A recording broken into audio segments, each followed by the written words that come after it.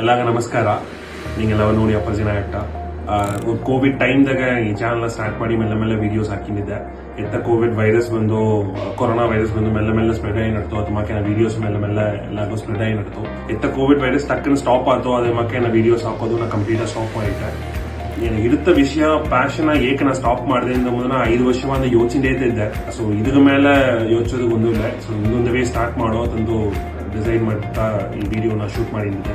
ನೀ ಕಂಪ್ಲೀಟಾ ಬಡವ ಸಮುದಾಯಗ ಈ ವಿಡಿಯೋಸ್ ಎಲ್ಲ ಹಾಕೋ ಅಂತ ಮುಂದನ್ನ ಡಿಸೈನ್ ಮಾಡಿದೆ.